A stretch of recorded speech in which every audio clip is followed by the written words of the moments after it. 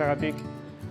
Espero genuen bezala gaurkoan ere, aretoa bete duzue, eta eskerrik asko benetan etortzeagatik. Denis Álvarez, historian doktorea, UPV-ko, EHU-ko irakaslea, agurtu nahi dut eta eskerrak eman Denis, gurekin kolaboratzeagatik. Ere agurtu nahi ditut Iñaki Sanz eta Javi Castro, bihar parte hartuko dutelako bizita gidatuan, eta 2021 batean hasi ginen proiektu honekin, guregana etorri ziren, udaletxera, lehenengo zatiarekin esan dezagun, eta oso interesgarria ikusi genuen, lagundu genien, eta bigarren zatia, 2021 batean, 2022an gauzatu da. Gaur Denisek bidea egingo digu, azalpena egingo digu, eta etorkizunari begira ere bai gauza batzuk daude talde honekin, talde guzti honekin, eta eskertzekoa da egiten duten lana oso profesionalak direlako eta gauzak oso ondo egiten dutelako. Denis, mi esker. Arratsaldeon. Kalitxeak esandako baitzak pixka bat hartu, lehenik eta behin, eskertu nahi nuke talde guztiaren izenean, Joseba astu zaio, Joseba ere hemen dago. Eta, gero ikusi duko godun bezala beste bat falta da ere, uste ez dagoela, Josu ez dago. Guztien izenean, noski eskerrak eman, azken urtetan izan dugun laguntza eta babesaren gatik. Eta, komentatu dugun bezala gure artean ere, alderdi politiko guztiak ere aldeuki ditugu, eta en los tiempos que corren, ez da gauza txarra alderdi politiko guztiak zure aldeukitzea. Aurkezpenaren izena ikusten duzuen bezala Hondarribia herri txikia, jakingo duzue badago Resoluzio Maria Azkuek bildutako abesti bat, Hondarribia herri txikia, erdian badu plaza zabala, nahita hartu dugu aurkezpenerako izenburuaren zatitxo hori, helburua delako erakustea agian guk pentsatzen dugun 16-17 mendeko Hondarribi hori etzela hain txikia, baizik eta zegoela mundura zabalduta beste aspektu batzuetan. Gu jorratu duguna errotarrien ekoizpena da, eta errotarrien ekoizpenaren bidetik saiatuko naiz erakusten nola Hondarribia etzen bakarrik arrantzaleen edo baserritarren herri txiki bat, baizik eta zerbait askoz guretzat ere sorpresa izan dena, zabalagoa zen. Esan duan bezala talde bat da, jakintza arlo anitzeko proiektu bat da hau, hau da, baditugu Javi Castro eta Joseba Alonso, Arantzadi zientzia elkarteko etnografoak direnak, Iñaki Sanz Azkue, biologoa, herpetologoak ez daukaz ikusirik zuek uste duzuten gauza horrekin, herpetologoa, Arantzadikoa ere, eta Josu Narbarte, Arantzadikoa eta arkeologia sailekoa, eta nien pixka bat Arantzaditik kanpo gelditzen dena, EHU-tik natorlako. Eta sortu genuen proiektu, errotarri proiektua izan zen, Javi Castroren diseinua hor daukazue. Jarraituko dut oso aurkezpen sinplea, saiatuko naiz gehiegi ez luzatzen, txapa handia ez izatea. Hiru aspektu berezik bat, nola iritsi geran honaino, nola iritsi ginen Hondarribi eta bereziki Jaizkibel zergatik harakatu behar zen, edo miatu behar zen ikustera. Bigarren aspektua da, behin hori aztertuta produkzioa edo errotarrien produkzioak zer eman digun, eta hirugarrena da, lehen urteko proiektu amaitu zanean plazaratu genuen hipotesi bat, ikusiko duguna gero, nola bigarren proiektuaren, bigarren zatiaren inguruan, nola gauzatu den hipotesi horren lanketa. Eta sarrera bezala gustatzen zait Javi Castro kontatu zigun anekdota edo pasaizu bat ekartzea burura. Bera komentatu zigun behin Nafarroan zebilenean mendian, topatu zitula ezagun batzuk, mendia egitera joan zirenak, eta elkarrizketa piztu zanean bestek galdetu zioten eta zuek zertan ari zerate. Eta Javik esan zuen errotarri bila.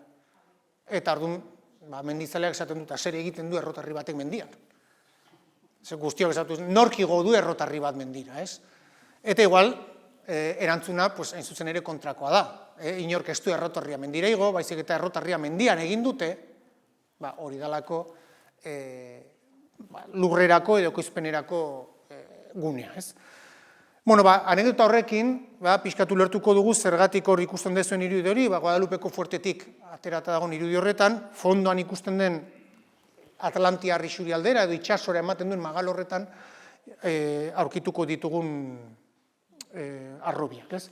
Eta, bueno, hain zuzen ere Javierekin egin nuen, udan egin nuen eskursiotako bat, Javi eta Josebarekin, belatetik aterata, saioa mendiaren biderdian hori topatzen dezue. Zer egiten du errotarri horrek, perfektoa, zuloarekin, edonork bere lorategira eramateko modukoa, traktore bat balin badauka behintzat. Bueno, hori ez da, ez hasi Jaizkibelen horren bila, ze Jaizkibelen ez daukago lakorik. Badaude errotarriak, baina ez olakoak. Bigarren puntu bat kontutan hartzeko ere, harrobiei buruz eta arginei buruz edo horlako lanketaz hitz egiten dugunean, burura etortze zaigu agian Eskubiko Marmoles del Baztan erakusten duen enpresa horren irudia eta ez ezkerrean daukaguna. Ezkerrean daukagun irudia Javik egindako irudi bada, non hipotesi bezala argin bat, errotarri bat ateratzen ari den mendian. Edo, okurritzen zaizkigu, alako harrobiak vertikalean, gaur egun karreteraz balin bagoaz, edo zin lekutan harrobiak ikusten ditugunen ia beti vertikalean dira. Opurriñoko hartu dut, altxasuko hartu nezaken bezala, edo beste leku batetakoa.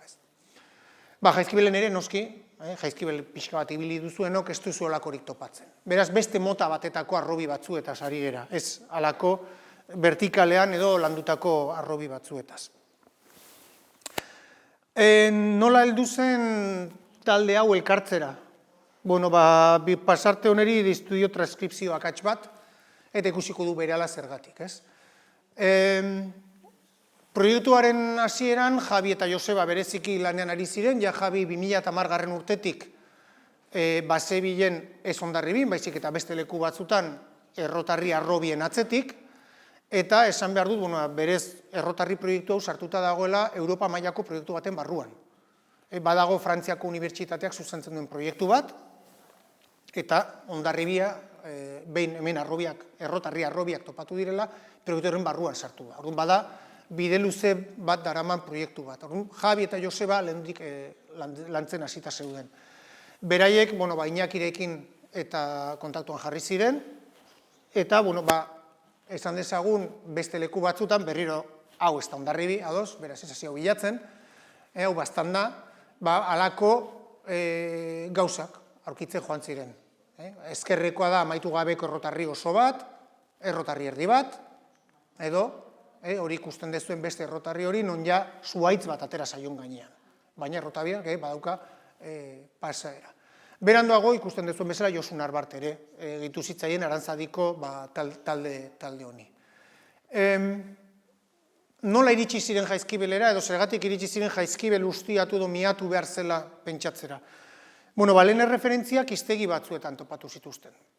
Izan ere, hori irakurtzen dezuen bezala, Real Academia de la Historiak 1802an publikatutakoan esaten zuen, Jaizkibel liburuz hitz egiterakoan, que Jaizkibel abunda en piedra arenisca, que es buena, es a propósito para edificios, losas y muelas de molino.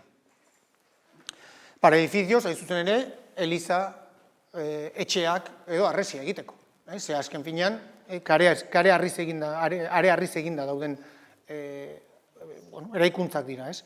Eta, pasarte hori, Real Academia de la Historia jasotun pasarte hori, 17. mendean Lope de Izastik egindako lanetik aterata dago. Bai Madoz, baita Fulgosiok ere, 19. mendean oraindik ere, Real Academia de la Historiako pasarte hori kopiatu egiten dute. Jarraitzen dute, pasarte hori erabiltzen. Beaz, lehen referentzia bat ja hiztegietan zegoen, esaten zen, errotarriak ateratzen zirela Jaizkibeldik. Hori zen erreferentzia bat. Bigarren referentzia bat, bilatu genuen mapa edo toponimiaren bidez. Irudian daukazuena da, Maximo Sagarzazuren mapa bat, egun Eusko Jaurlaritzan dagoena, eta ez dakigu noiz publikatu egingo dutena. Hondarribiko toponimia jasotzen duen mapa zoragarri bat da, eta hor gezitxoarekin, ez da irakurtzen, baina markatzen du Errotarri izeneko leku bat. Orduan, bueno, Errotarri izeneko leku bat markatzen balin badu, zerbaitegatik izango da, inorri ez zaio okurritzen bestela, horri horrela izena ematea. Eta onartu beharra dago ere, Errotarrik ara garamatzala, Errotarri harrien bila, baina ez dugula topatu Errotarri harririk. Orduan, ez dakigu zehazki zergatik markatu zuen horrela, baina, baditugu bi erreferentzia. Eta hirugarren erreferentzian, eta hor sartzen naiz ni, edo hor sartu nintzen ni da, testamentuen bidezko dokumentazioa.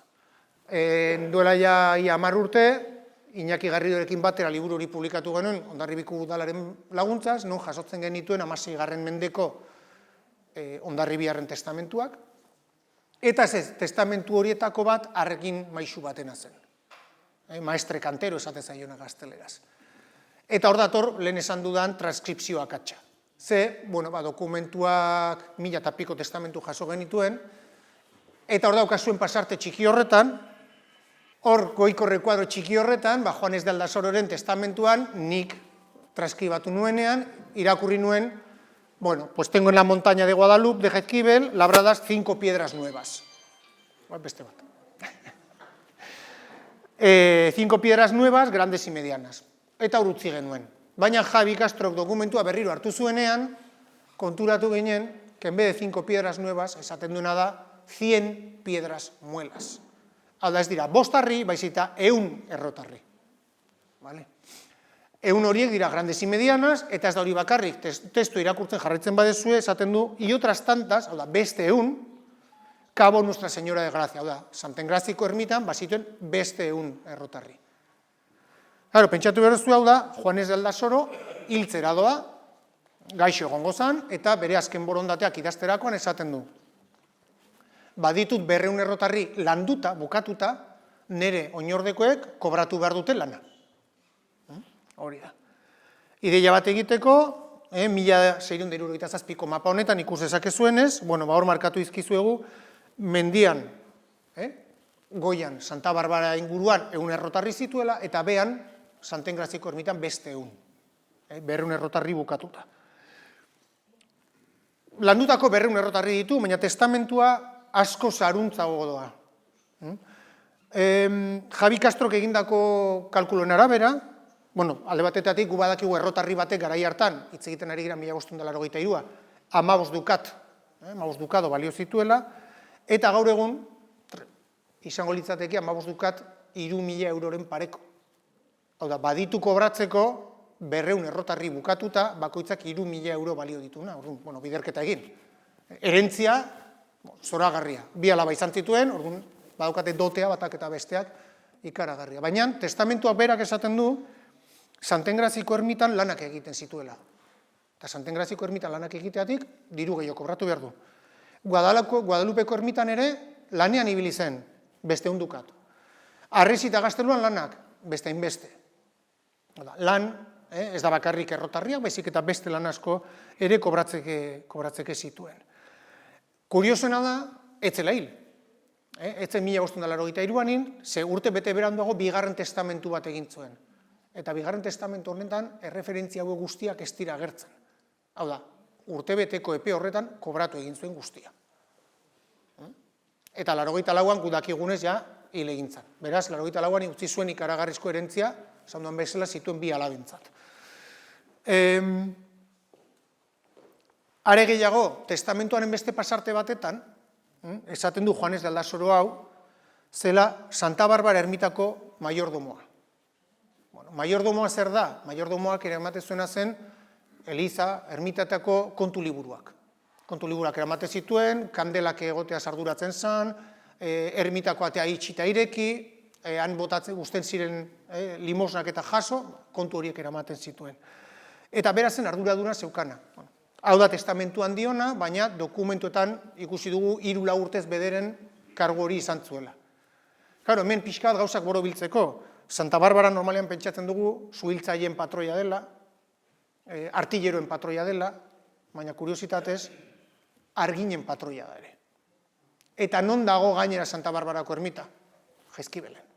Beraz, badaukagu, argin Maixu bat, Santa Barbarako ermitaren maiordomoa dena, eta Santa Barbarako ermita arginen babeslea da. patroia da. Berriro, hau da, Elitxe Atlasa, 1955koa, eta Santa Barbara markatuta daukagu, non dagoen.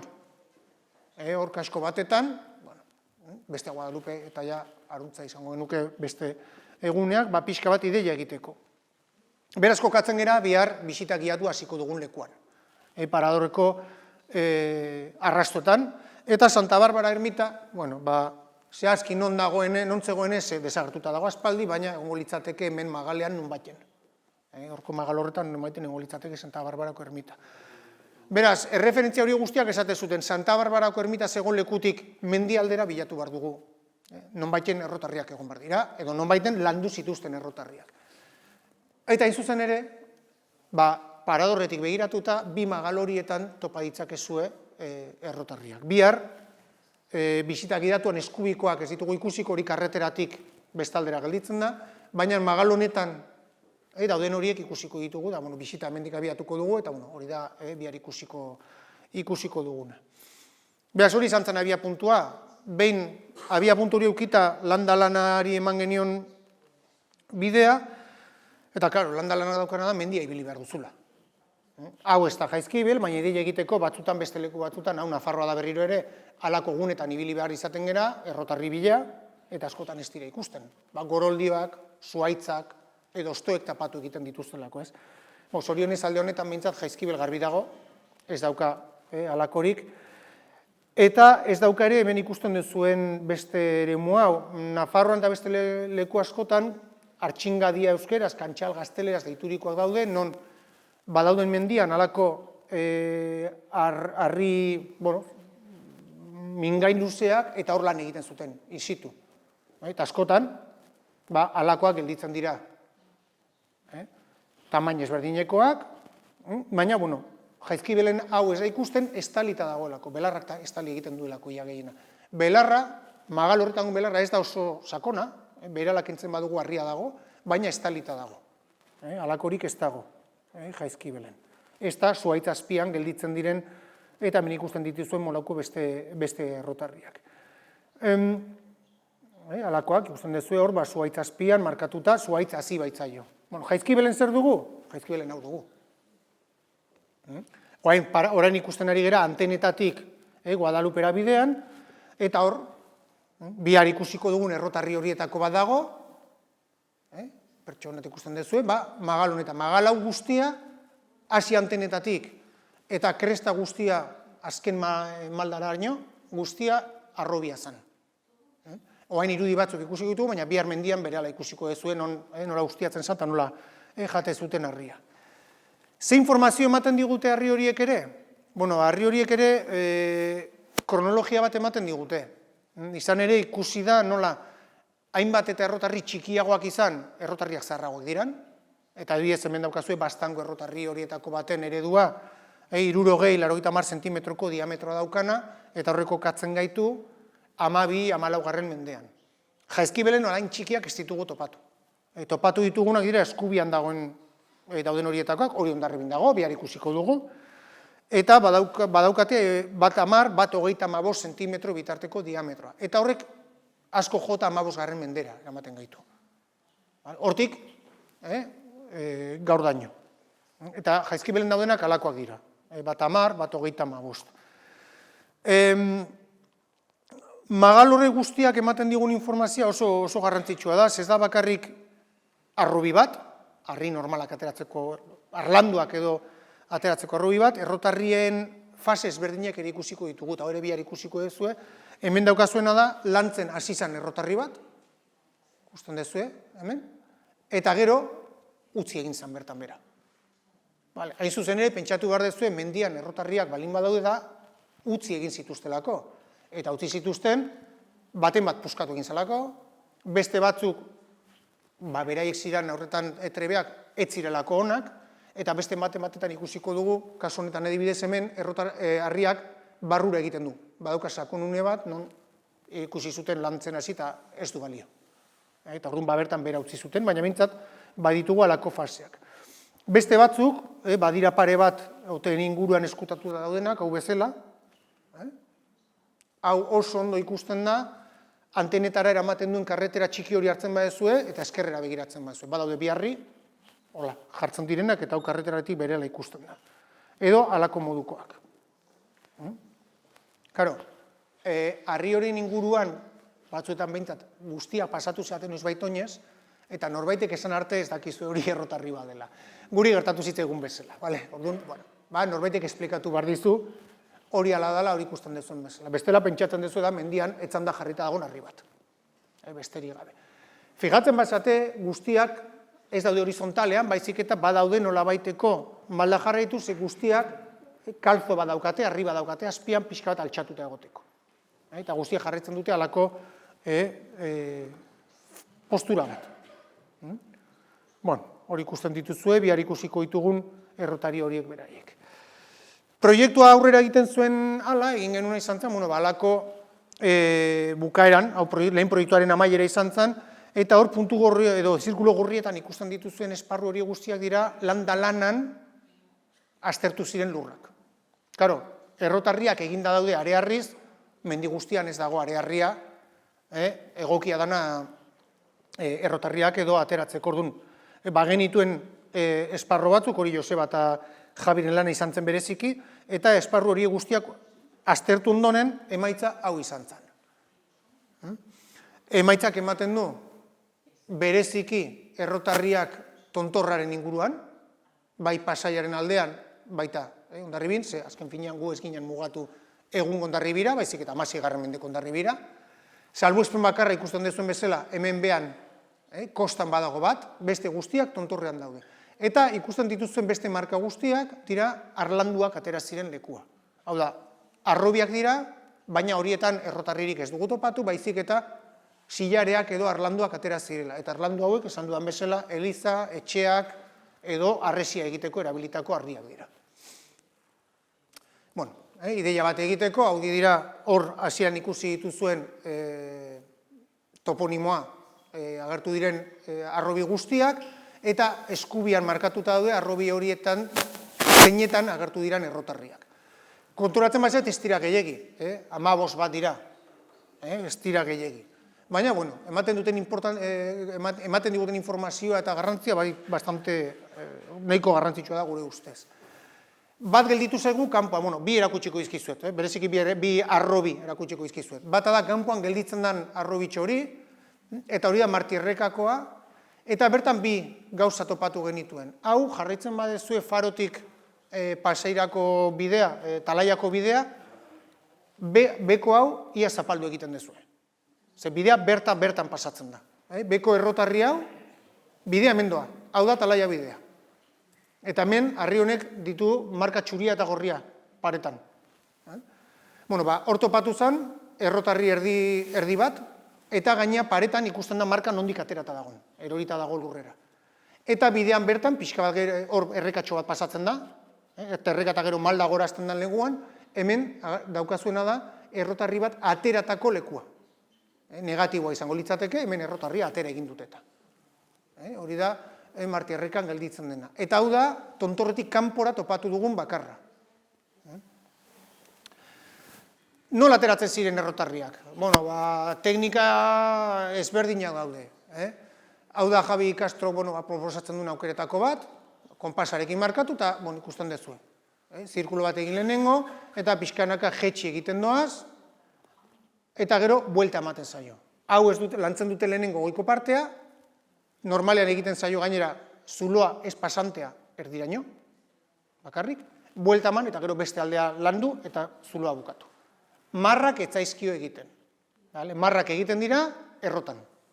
Zergatik errota bakoitzak bere marra edo bere sistema propio daukalako, harri bereziak behar ditu errota bakoitzak, orduan errotariak dakin nolakoak behar ditun, eta hori ja errotan egingo lukete. Ez mendian. Beste aukera bat, nola ateratzeko ikusten dezue. Hemen kalzo bat jarri, lehen ikusi dugun bezala, eta gero ateratzeko aukera izango litzateke horrela. Eta, poliki-poliki, benka aterata dagoela, balantzen joan, eta mintzat baita lixatu, eta punta atera. Hori izango litzateke prozedura. Dauden arrobi guztietatik garrantzitsuena edo, bintzat oparoena eskulain deiturikoa da. Eskulain dago iaia tontorrean bertan. Tontorrera iritsi, baino 25 metro lehenago, Eskubitara dagoen magaltxo hori da. Eta eskulain oso garrantzitsua da, bertan topatzen direlako errotarri mota ezberdinak, baina bereziki ikusten dituguna da etapa ezberdinak.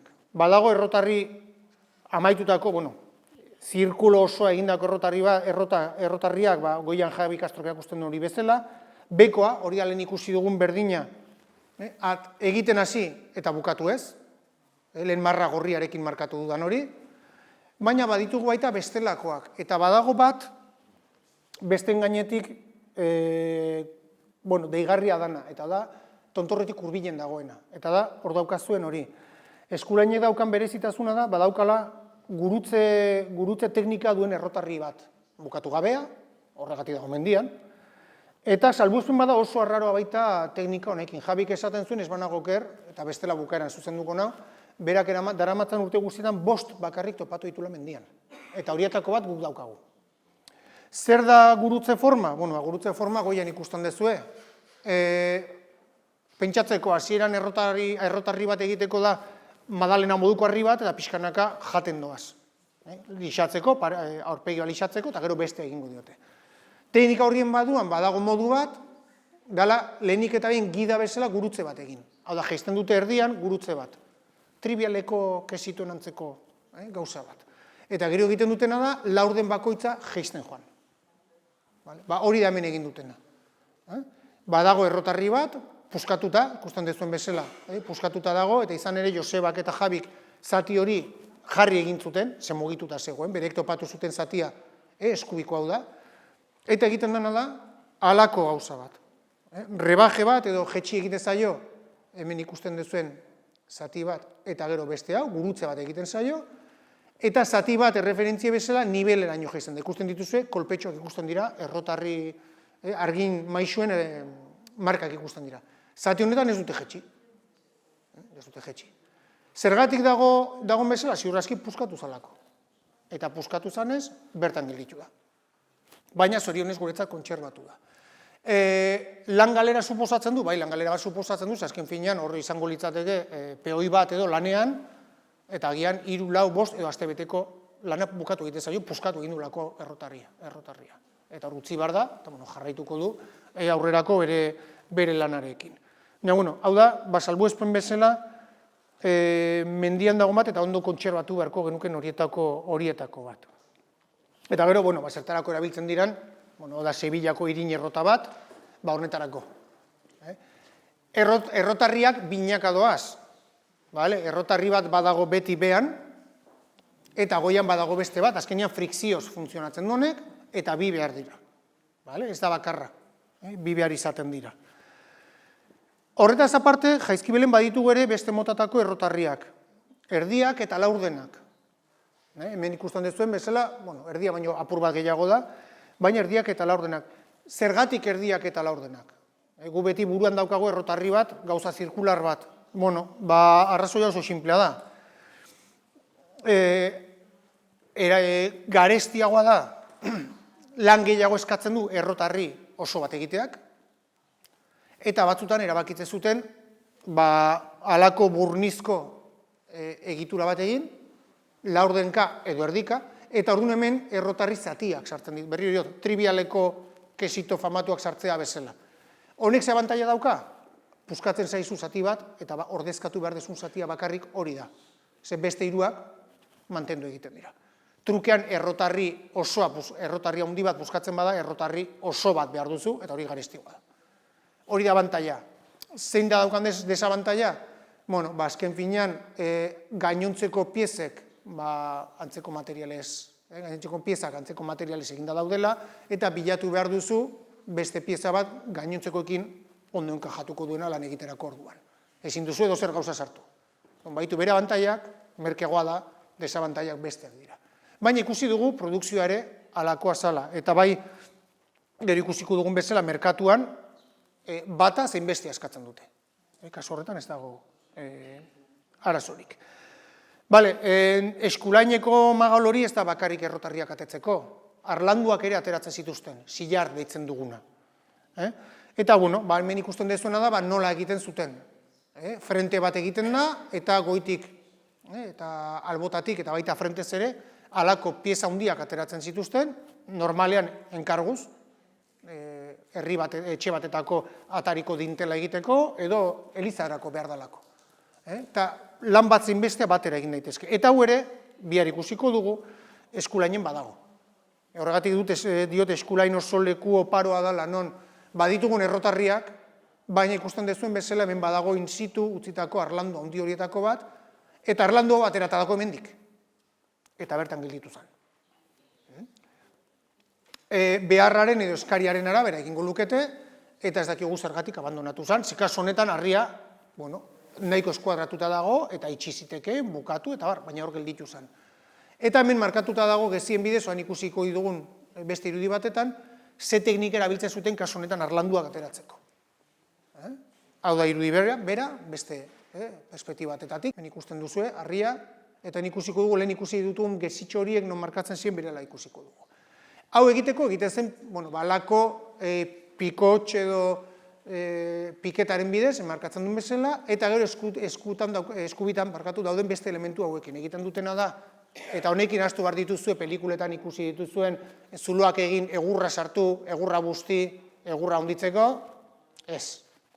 Hori Hollywoodek egiten du. Hori beharren egiten dutena da, zuloak egin, halako kuinak sartu, eta poliki-poliki mazo batekin, klak, klak, klak, kolpeak eman, vertikalean, zein horizontalean, ikusten dituzue, bat, bi, hiru, sartuta daude, eta orduan horiek, poliki-poliki sartuz, harria beraiek egiten dute. Bai vertikalean, hemen ikusiko dugun bezala, baita horizontalean ere. A ber, irudian dago, hemen. Bai? Hemen vertikalean, bat, bi, hiru, lau eta bost, eta horizontalean, baita badaude. Orduan egiten da, goitik eta betik, eta horri, klak, harria atera egiten da. Hau bihar ikusiko dugu, bertan, eta gaina konturatuko zate, nola batetik bestera distantziak oso estandar diran. Oso ondo kalkulatuta dago, non sartu galako elementuak kolpean ateratzeko. Erraminta horiek ez ditugu topatu. Egia da metala dela, eta bere garaian, ez da bai da, zalantzan egon ginenea metal detektore bat hartu, eta ea zerbait ateratzen zen, eta azkenean ez genuen egin. Baina Jabik eta beste leku batzutan bai topatu dituzte, zatitxoak eta halako erraminten aztarnak. Orduan badakigu, hori erabili egiten zala horrela. Eta gero badaude, abandonatutako beste piezak, hau ere Jaizkibelen dago, bihar ikusiko dugu gure bisitaren amaieran, non badagon, zilar edo arlandu eder bat, eta hau da izuzen ere, lehen esan dizuen, abandonatzoaren arrazoia edo erakusten duen horietako bat, izan ere oso argi ikusten da landuta dagoela, baina hemen eskubian ikaragarrizko zuloa dauka. Orduan, lanean hasi ziren, baina atzetik kobazulo moduko bada, eskua sartzen da, zulo ikaragarria daukalako, orduan harriak ez daukan arrazoirik, ez daukan erabilpenik, eta hor gelditu da mendian. Eta hau da, bihar ikusiko dugun beste elementu horietako bat. Eskulainez aparte, hori irudian ikusten dituzuen beste leku batzutan ere, batzuetan badaude, zilareak abandonatuta mendian. Hemen dago frontea, eta hemen badago lurrean utzitako bat, eta halakoak maiz ikusi daitezke Jaizkibelgo leku ezberdinetan. Guztiak daude lehen ikusi dugun mapa horretan markatuta. Halako arlanduak aterata, eta bere garaien mendian utzi dituzte, arrazoiak ezin ditugu jakin, 200 urte biztara ez dakigu. Beraz hori mendiko lana. Mendiko lanak esaten duan baditugula kuadrilla bat, lanean, argin maisu baten egin dutera, baina hori menditi jetxi egin barzan ere. Testamentura bueltatuko gara, Juan de Aldasororen testamentuak berak esaten digu, berak zortziola, Juan ez dara Anibar izeneko itzainari, hau da, idi jabeari, 60 reales de acarreto de piedras. Harriak eramateagatik dirua zor dio, eta berdina Juanes de Alzubideri. Harriak eramateagatik dirua sortzion. Badago beste referentzia bat, esteutzeko errotariari idiak alkilatzen diola 300 bidai egiteko. Iaia, en esklusibida, eta aurretik ordainduta. Nik ordaintzen dizut, baina zu niretza lan egingo duzu. Hitz egiten ari gera, antenak dauden lekutik, itxas mailaraino, harria jetxi bar direla, eta jaisten dituzte idibidez eta gurdiekin. Eta Malda badakigu nolakoa da, ez dago karreterarik, ez dago biderik, basoa egongo zantarteka, eta jetxi egiten dira. Eta oraindik egun, Jaizkibelera lehen Guadalupetik hasi, eta antenetara, paradorrera bidean, oraindik leku batzutan ikusten dira mendeetan zehar pasatutako gurdien markak. Eta justo, ze lehen urtean egin zuten eskabadoreekin sartu ziren mendian, eta harria puskatu zituzten eta txikitu zituzten alde guztietan, eta hau salbatu zen. Baina beste leku batzuk puskatu egin ziren, eta horrendik ikusten da. Honekin ez dugu esan nahi, hau 16. mendekoa denik, baina ideia egiteko nola handikan krestara bide horretan jarraitzen zen alako bidea. Idiez aparte, Jabik bereziki oso eskuna dauka marrazkiak egiteko, eta proposatu ditun beste aukera batzuk, bada hor daukazuen orkila edo korza deitzen dion hori, non harri bat, eramateko modua izango litzateken, edo baita narria deitzen den beste motatako balera edo alako balurretan ibiltzeko trineo moduko horietako bat. Dena den bat azin bestea idiez tiratuta. Eta orduan etengabe, berri gogoratu esan dugula 100 errotarri daudela non eta Santengraziko kaian. Bale, zergatik Santengraziko kaia? Dokumentazioak erakutsi du 16. mendean, Santengraziko ermitaren parean bazegoela kai bat. Kai bat non, gogoratu, lon jazarra hor ere zegon, gaur egun erekin hor dago, kai bat non iristen ziren itxasuntzi txikiak, itxasuntzi horiek dira Zabra edo Pinaza izeneko itxasuntziak, eta orduan pentsatu behar duguna da, menditik Santengrazira jetxi, eta itxasuntzi horietan errotarriak edo arlandoak kargatu, eta hortik abiatzen zirela, iritsi behar zuten punturaino, ez? Eta, berriro, hori da. Hori da pixka bat, nola aurkitu genuen eta landa-lanak eman ziguna. Gauza da, horrekin zer, hortik aurrera zer egin. Pentsatu behar duzuena da, hori landa-lana, baina landa-lanari testamentu aparte, beste motatako artxibo lanak ere laguntza ematen dio, ez? Eta hor topatu duguna da, bereziki, udalaktetan garrantzi handia zeukala Jaizkibelgo mendiaren ustiaketak. Jaizkibelgo mendia kontzejuak eramaten zuen, bere ustiaketa, ez bakarrik harria ateratzeko, beste gauzetarako ere, baina harrien erreferentziak urtero topatzen ditugu 16. mendeko udalaktetan. Eta hor daukagu bat, adibidez, 1555ko ekainekoa, enkantean, eta esaten da literalki, que ninguna piedra axilar, hau da, sillareak, ni piedra de muela se saque sin consentimiento del concejo. Udalak eman behar du baimena, mendia ustiatzeko eta harriak ateratzeko. Ikusi duguna da urtero San Juan egunearen inguruan enkantea egiten zela udalan. Eta enkante horretan ateratzen zen mendiaren ustiaketa. Eta ustiaketan ateratzen zen egurra, ateratzen zen ikatza egiteko aukera, eta ateratzen zen harria zeinek. Gestionatuko zuen urte baten zehar. Herri enkanteak hor jarri izkizu eta adibide bezala zerrenda oso bat, udal kontuetan ere begiratu dugu, aktetaz aparte udal kontuak begiratu ditugu, eta erreferentzia zarrena 1522koa da. Baina, zertarako behar dira errotarriak? Errotarriak beharko dira errotak daudelako. Guk gutxinez badakigu, Hondarribiko errota zaharrenaren erreferentzia 1389koa dela. Beraz, 14. mende bukaeran errota bat balin badago, errotarriak behar ziren. Badakigu Pasaian ere, 1450ean errotarriak erosten direla, ez dakigun ondik, baina referentzia badago. Eta 1506an badaukagu udal kontuetan erreferentzia txiki bat ez dena oso ondo irakurtzen, non esaten den Jaizkibeldik harria ateratzea debekatuta dagoela. Horrek esan nahi du, debekoa balin badago, kontrakoagatik da, harria ateratzen dute baimenik gabe, beraz debekatu egin behar da. Beraz, badago halako kezka bat, harriaren gaineko kontrola izateko. Eta horrek erakusten diguna da, errotak daudenez, bakarri dugu gogoratzeko apur bat ze errota daudenez, Mahastiko errekan hor dituzue, goiko errota, erdiko errota eta beko errota, goiko errota nola zegoen bere garaian eta nola dagoen gaur egun, bere errotarria hor daukana, baina baditu errotarriak azpiko zonaldean ere, erdiko errota, hau da azpikoa, entzutzen ere, hori ikusten dezue, erdiko errota, abandonatuta dagoena, eta beko errota nola zen 75ean, eta badakizu guzti honara dagoen gaur egun. beste motatetan, baina badauka sarreran bere errotarritxoa ere jarrita. Naiz eta, gaur egun utzita dago. Baina badaude bestelakoak. Este utz errota, hau golfaren magal horretan egongo litzateke ideia bat egiteko, erabat abandonatuta ere. Oiurtako errota, 81ean sinistu idazue, pareta ikusten da, ez da askoz gehiago ikusten, 81eko irudi badaukagu. Eta bazegon errota berezi bat, eta errota berezi hori hain zuzen ere eraiki zuten Santengraziko ermitaren ondoan eta zen marea errota bat. Beste errotak, aipatu ditugun beste errota horiek, Goiko errota eta beste hori guztiak pribatuak ziren, marea errota kontzejuarena zen, udala gestionatzen zuen. Marea errota bat zer da? Beste guztiak funtzionatzen dute ibai uraren bidez, marea errota funtzionatzen du, marea gora egin, gora edo jetxi berak esaten duen bezala. Hau da A Coruñako eredu bat, marea gora daukanean, eta marea bera daukanean horrela izango litzateke. Hori ikusten dituzuen zuloetatik ura sartu egiten da, eta errotarriak hain zuzen ere hor azpian daude, eta marearen gora bera horrekin mugitzen ditu.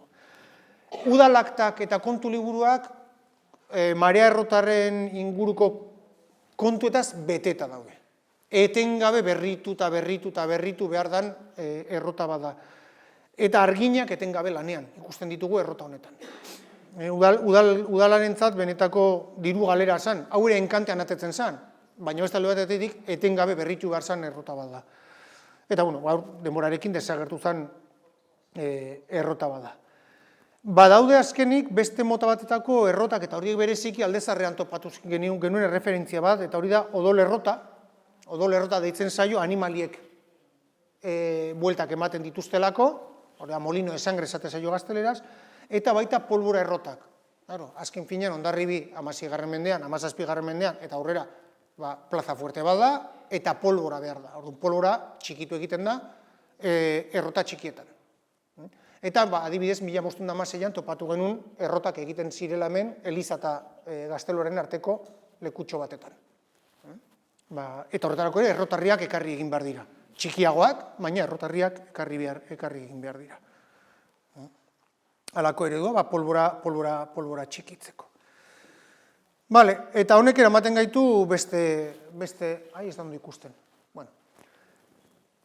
Udalaktek zer ekartzen diguten, eta hori da gure sorpresa, eta horrek eman zion bidea proiektuaren bigarren urteari bideaz. Ikusten duguna da, udalerrotetarako erabiltzen diren errotarriak ez direla Hondarribikoak.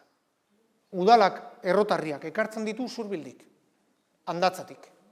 Etengabe, 16. mendean, 17. mendean. Andatzatik ekartzen dira errotarriak hemengo errotetan erabiltzeko. Behintzat udaleko errotarrietan.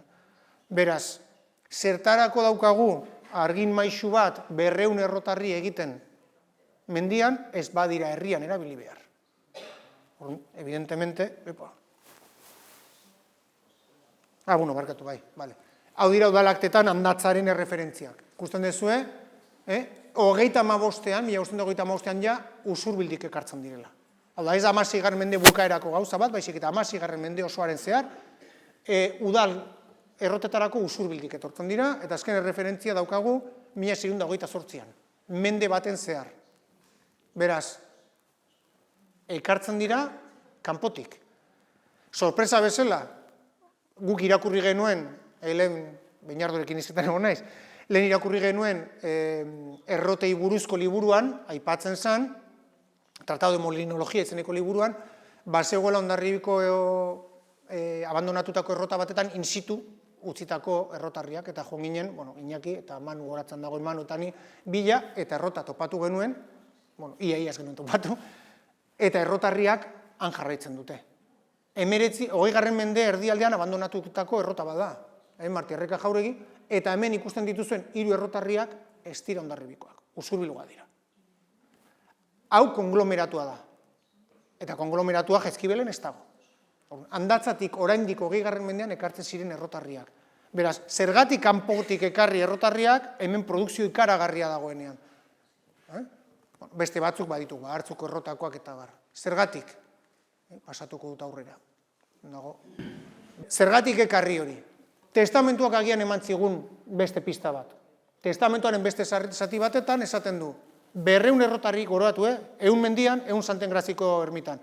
Horietaz aparte, nik,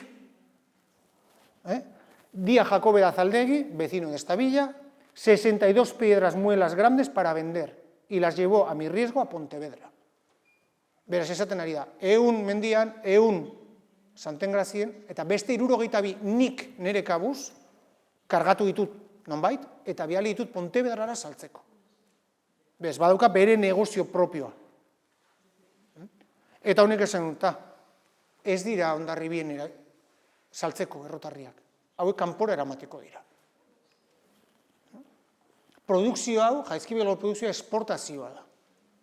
Ez da Hondarribien saltzeko. Eta hori da, guk ikusi duguna, eta artxiboko lanak erakutsi duguna da, itxasuntzi txikitan, Zabra, Pinaza ditzen diren itxasuntzi txikiak, 9, 12 marinelez osatutako eskifai bat daukan itxasuntzi txiki batek, kargatzen zitula errotarriak Hondarribin, eta kosta jarraituz, kabotaia deitzen den sistemaren bidez, exportatzen zitula errotarriak. Beste gauz asko ere, baina horien artean errotarriak.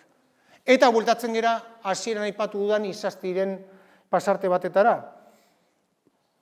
Izastik, 17. mendean, esaten zuen, Pasaian, que se cargaban naos, itxasuntzi handiak, en el puerto del pasaje, beste gauzekin, hierro, herraje, clavazón, hainbat gauza, eta horretaz aparte kargatzen ziren piedras de amolar dira zorrosteko harriak, ez dira errotarriak, piedras de afilar, cosecha de la tierra, Pasaian, Jaizkibel goazen ulertzera, ateratzen zirenak, nora eramateko, Andaluziara, al servicio de las flotas de Indias y armas de su majestad.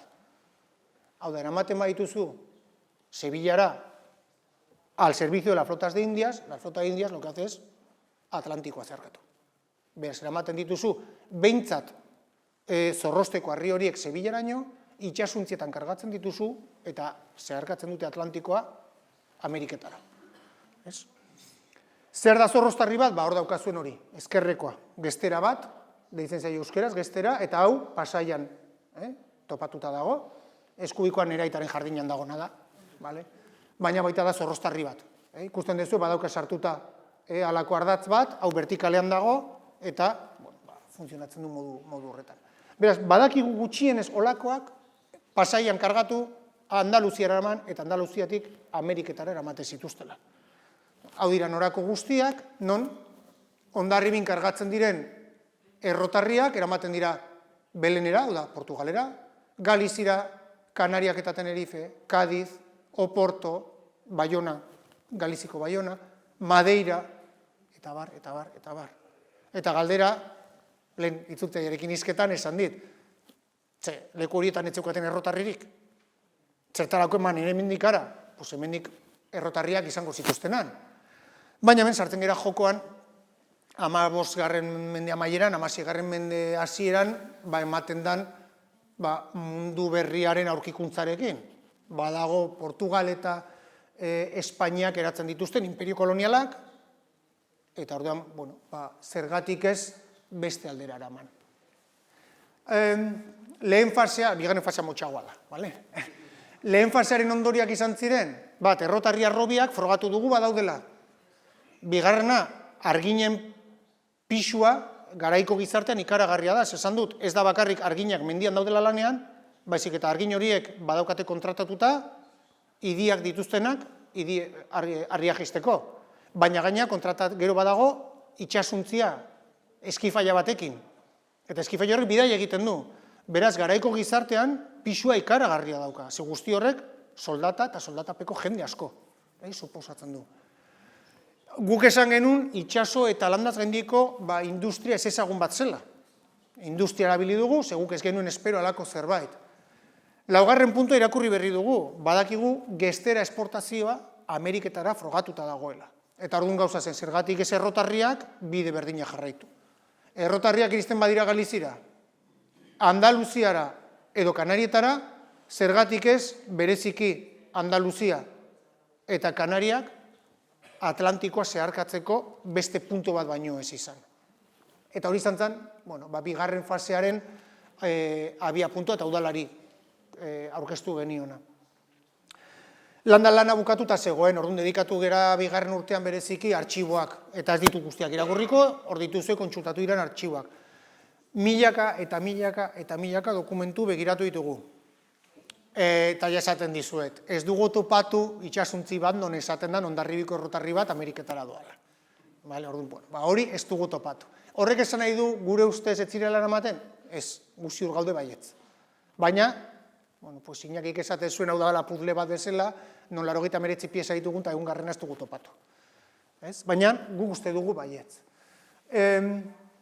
Itxasoz bidezko esportazio hau, azken finean da, sare konplexu bat eta aberatsa. Ze implikatzen zituen garaiko gizarteko ofizio asko. Ikusi ditugunak argin maisuak, Aldasoro bera. Baina argin maisua da, jefea, badauka kuadrilla bat beretzat lanean.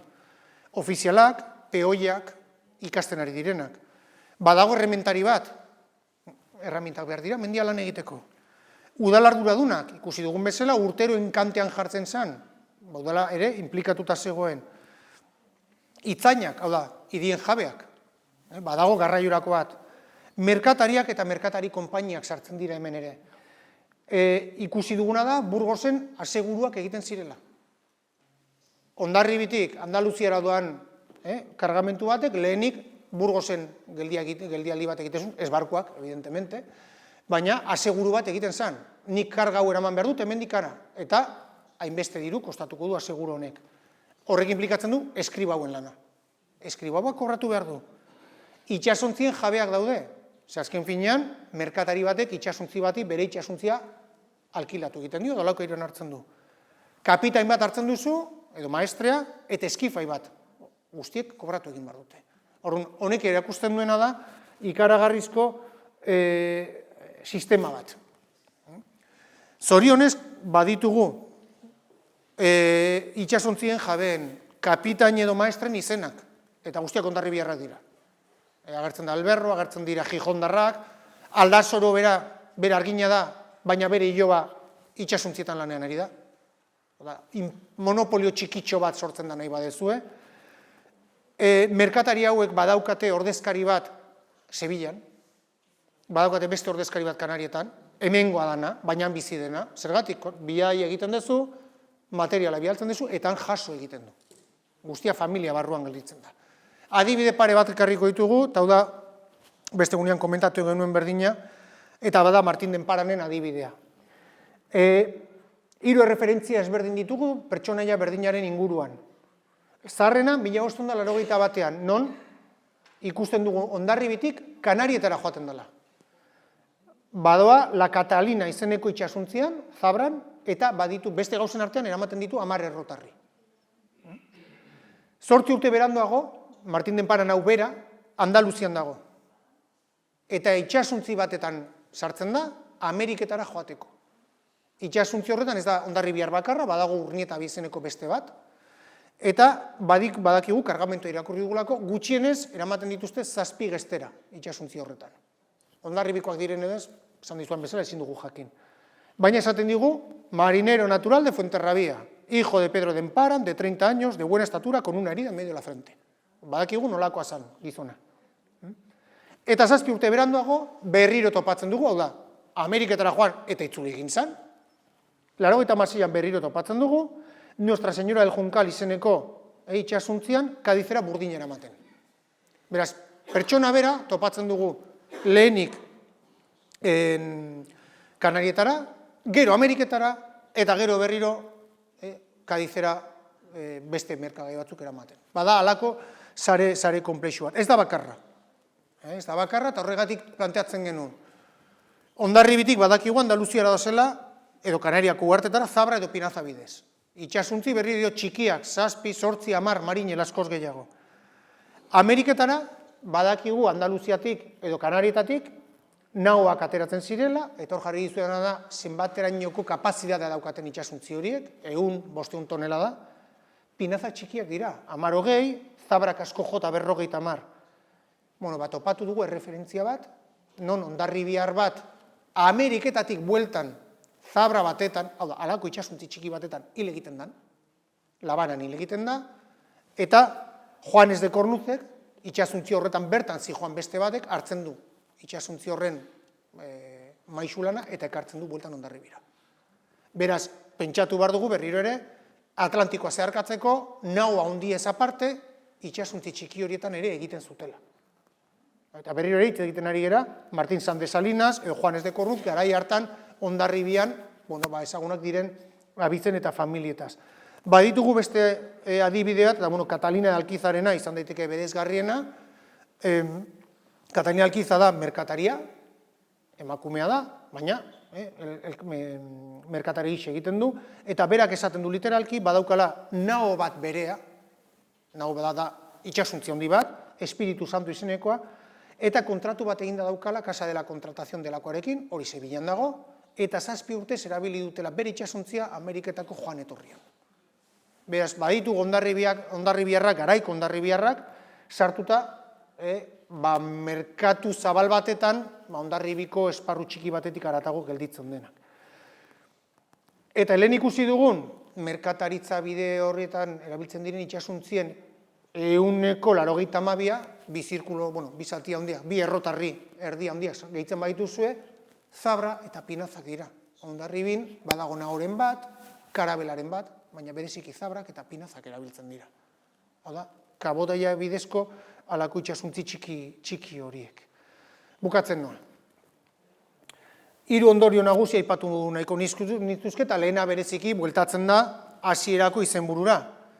Errotarrien kasuak, erakusten diguna da, Hondarribia erabat integratuta zegola 16 eta 17 mendean sortzen ari zen eta gaur egun deitzen diogun lehen globalizazioan.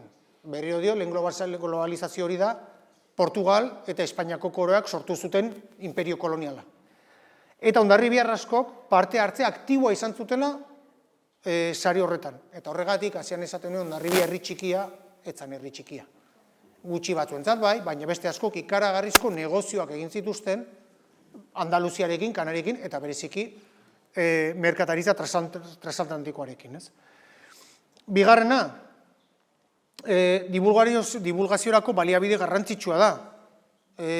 Lotua alizatea produktua, harria, gure mendian dagoena, eta dokumentuen bidez segitu daitekena, berriro diot, Ameriketako lehen errotekin, noski, pentsatu behar duguna da, 1500 eta 1530 bitartean, lehen Europarrak Ameriketara iristen direnean, han ez dago ezer, edo bintzat ezer guk ulertzen dugun bezala.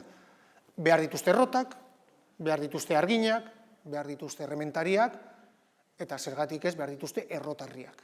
Argin bat, arajun eta arginak errotarriak egiten dituen arte ez da.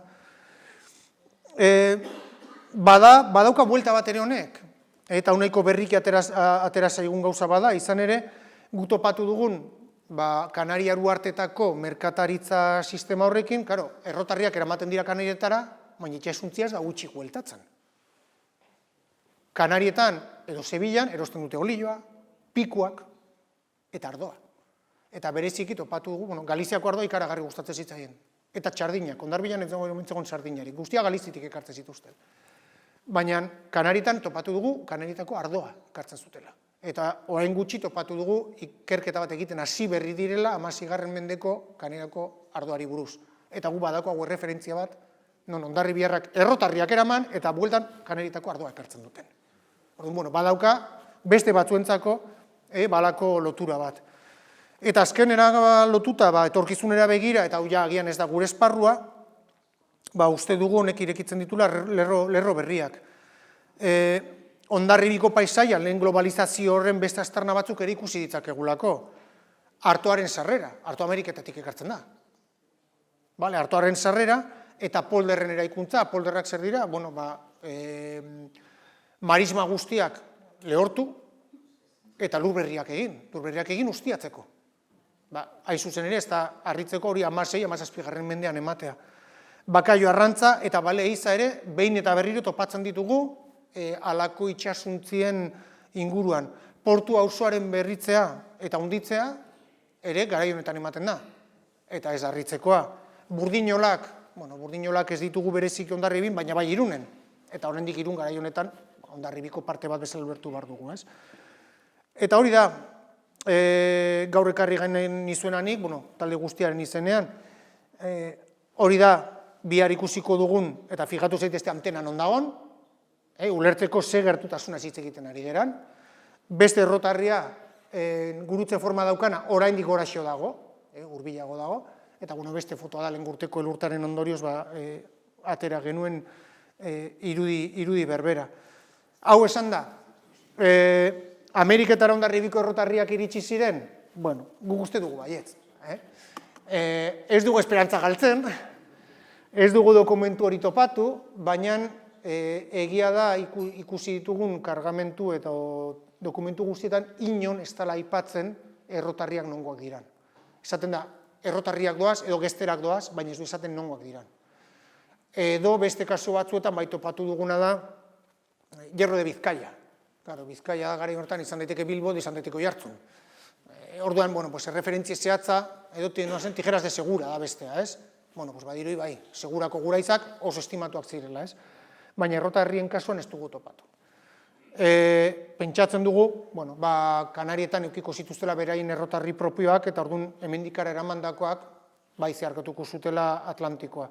Baina zoritxarrez, lehen jarri dudan artxibo zerrenda luze horretan, batzuetan emaitzak lortu ditugu, baina beste asko mendeen poderioz desagertu dira, eta adibidez Kanarietako egin hori gertatu zaigu. 18. mendean lurrikara bat egontzan, eta artxiboa suntxita. Lurrikara bat ez, sumendi batek estan da intuen. Eta horren artxiboa suntxituta gelditu da. Orduan, hortik ezin dugu tiratu. Esperantza ez dugu galtzen, baina, oraingoz gure hitzarekin konformatu beharko zerate.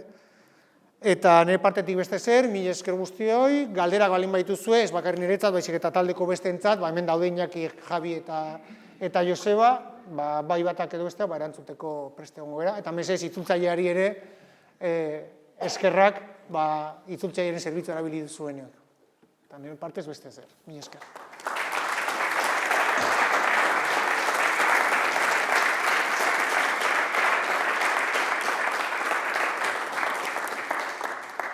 Eta galderari balin baduzue, oin da txanda. Eta bestela bihar mendian. Interesgarria deniztena, oso interesgarria eta berria gauza batzuk, baina handatzatik onara ekartzea, eta pastaren batzuek zerbait usaintzen duzu. Zergatia? Igual Javik edo, izan daiteke, egia da, harri depende zer egotu nahi duzun, agian harri mota ezberdinak erabiltzea. Hori izan liteke. Baina, harritzen gaituena da, bai, etengabe hori handatzatik ekartea da. Berriro diot, 20. mendean oraindik Marte errekakoak handatzakoak ditu. Ez ditu beste batzuk. Orduan, handatzatik ekartea suposatzen du, enkargatu behar diozu bertako arginari, errotarriak egin, eta handatzatik ekarri egin behar dira. Orduan ez da bakarrik harriaren prezioa, baizik eta garraioarena. Eta ekarri behar duzu gainera, horretan trebea den norbait hemen, segero harriak ekarri, eta jartzerakoan ere, ez da hartutan, hor jarri. Baizik eta jarri behar dira, ondo daude, eta zonan bezala, hori lehen ikusi egun Sevillako eredu hori ez da hartuta harria jarri nahi duzun bezala. Behar dena da, norbait etorri atzetik, hori ondo jartu, eta hori guztia ordaindu behar da, noski. Perdón, te voy a responder. Bueno, a nosotros también, a lo largo de la investigación, se nos abren más preguntas que respuestas. Porque las respuestas, si no la vemos, no nos la imaginamos. Solo es lo que vemos en el trabajo de campo o en el archivo. Todo lo demás son cuentos. Nos podemos coger mitología, podemos ver lo que sea. Andacha está citado 1388, la primera cita.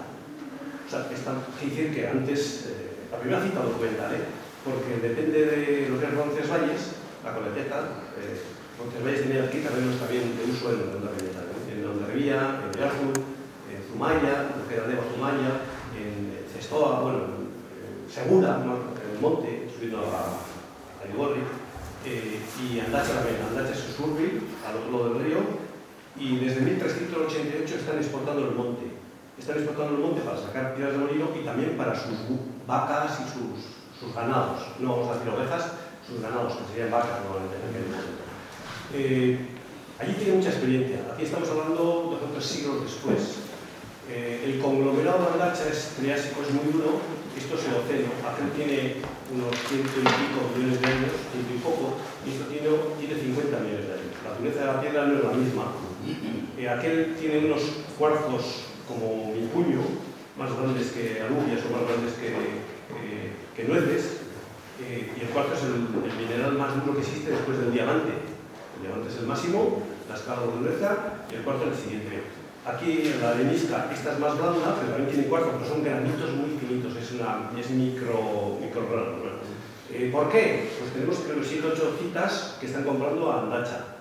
7 citas que las hemos mirado en los documentos, no, existen más, pero solo hemos recogido 7. Pues seguramente por la calidad y seguramente porque la experiencia de Andacha lleva muchos siglos allí hay muchos canteros, tenemos familias son Valdagorri, Guillisasti, Altzazábal, hay muchos Echevestes, hay muchos canteros y tienen mucho, saben vender y seguramente aquí el concejo cuando tiene que hacer el arreglo del molino de maderas de Santa Engracia pues puja y hace más barato. Sí, aquí el Aldasoro les cobra 15, aquí les cobra 14, pero incluso más el porte le sale más barato y sale mejor, no sabemos por qué. Seguramente venderá porque igual aquella les dura 20 años y estas aquí solo les dura 15. ¿Por qué tú te compras una rueda Michelin y otro Firestone? Pues mira, cada uno tiene su... No sabemos exactamente, pero los datos no dicen por qué compran. Hay algún dato, pero en Baztán, que dicen, por ejemplo, el molino de uno de los molinos de allí, que dicen, no me traigas ruedas de Amesti, tráeme de Alcurrunz. Y es que está diciendo que había 2 canteras. Allí yo tengo, en Baztán tengo 24 o 25 canteras. En Amesti 4 o 5 y en Alcurrunz un par de ellas. Está diciendo, no me compres de allí, me compra allá. En ese momento no es calidad, pero no están diciendo... calidad. O sea, esas preguntas siempre nos han quedado en el aire, pero de Andacha te puedo decir que tenemos, creo que... Es un estudio que hemos hecho de Joseba, Asier Aguirre Sanor y yo, Asier vive allí en Usurbil, entre los 3. Hemos estado también 3 años, hace 2 o 3 años, hemos acabado aquel estudio. Tenemos 26 canteras, miles de datos, miles, puedo decir miles, y documentos, hemos sacado unos 150 documentos con datos que ya John Aguirre Sanor citó 30 o 40 documentos, nosotros hemos sacado 150, porque hemos focalizado más. Y las muelas de Andacha creo que tenemos, no sé, son 50 municipios a donde venden. Están vendiendo a Don Ivane Loichun, a San Juan de Luz, están vendiendo a Bilbao, a Ondarroa, a Oñate, a Beasain, a Zumárraga, a Tolosa, aquí a Hondarribia, a todos unos 50 municipios, o sea que a unos 100 kilómetros alrededor. Normalmente los transportaban, bien sea por mar, abajo al río Goria y luego al puerto de Mapi, puerto que había allí entre lo que es Areinaga, por mar, iban a Deva, el río Deva, iban a Vergara, a Oñate, etc. También en carreta, iba de Andacha, iban de atrás a Pizurki, cruzaban la Villa Buena y luego por lo que es el Goyerri, subían, tenemos muchos datos. Entonces aquí compraban lo mejor, tenían lo mejor y lo vendían, que se cabía el negocio, porque uno de Hondarribia, si va a vender una muela cada 15 o 20 años, vaya, fabrica y si tiene 200 y pico muelas, pues las vende, es porque las tiene. Y si las tiene el margen, el negocio de ellos era vender fuera, exportar. Lo mismo que el negocio de CAP es venderle pues, un tren hoy a México, a no sé dónde, no es venderle aquí a Euskotren. ¿Cada cuánto compra Euskotren un tren? Está vendiendo a Brasil y a otros negocios, y aquí hemos abierto ese negocio de exportación. Por eso es una industria. Este hombre tenía cerca de 1 millón de euros en su patrimonio al día de hoy. Era un cantero, era un industrial. La preindustria era un preindustrial, que es lo que nadie sabía, lo que hemos descubierto. Pero nos quedan muchas respuestas, porque en la investigación hemos mirado lo que hemos mirado. Durante 2 años da lo que da. Y hemos revisado unos datos de miles de folios. Yo creo que tengo recordado que son unos 250.000 folios que hemos revisado. Solo en Sevilla creo que han sido 107.000 folios. Aquí más de 100.000. En Burgos unos 15.000 o por ahí. En Oñate 6.000, 8.000. O sea, si sumas, son miles de folios para encontrar 4 datos. América... Y ellos están jubilados, los demás no. Estamos jubilados, tenemos tiempo para dedicarnos a la familia y a esto. Lo que hemos encontrado en Sevilla, que creo que no han dicho el dato, es que de esos 100 y pico mil folios que hemos, 107.000 o 108.000, son cerca de 700 barcos. La carga de los 700 barcos, cada barco lleva peines, mantas, de todo, detalles, hojas y hojas, igual son 200 hojas, 300 hojas, rellenos, etc. Hemos encontrado 4 datos de que llevan muelas, pero no dicen de dónde. Eso es. Y en 700 barcos, 4 datos, pero claro, América fueron unos 40.000 barcos, solo hemos mirado 700, hemos hecho una cata. Si alguien se anima... Hay respuestas que no tenemos, pero más o menos ya nos indican a dónde va. O sea, el negocio, aquí había mucho negocio. Esto está en el negocio incipiente del siglo XVI, que está montando un mundo paralelo digamos, en la América del Norte y la América del Sur, que le llamaban Nueva España y Tierra Firme. Nueva España sería México, Guatemala y toda esa zona, y Tierra Firme el sur, donde está Perú, Colombia y todos los Neri astu zaidan alen, eta Iñakik gogoratu dit, esan dudanean irekitzen ari dela imperio kolonialak, ni bakarrik hitz egin dut Hondarribiko esportazioaz, baina egia da, topatu ditugula baita dokumentuak, non Portugaldik eramaten diran errotarriak Indiara. Orduan, nahi esan, Portugalesek eramaten baituzte bere Indietako kolonitara errotarriak, garai berdinean, zergatik ez Hondarribikoak Ameriketara, ez? Eta gainera, gu badakigu, Portugalera Hondarribiko errotarriak iristen zirela, orduan, bueno, puete saber. 300 errotarri baditugu referentzia batetan. Orduan, bueno, pues, zergatik ez pentsatu, pues igual ez bakarrik Ameriketara baizik eta... Baina, bueno, pleno al 15... Kostapa.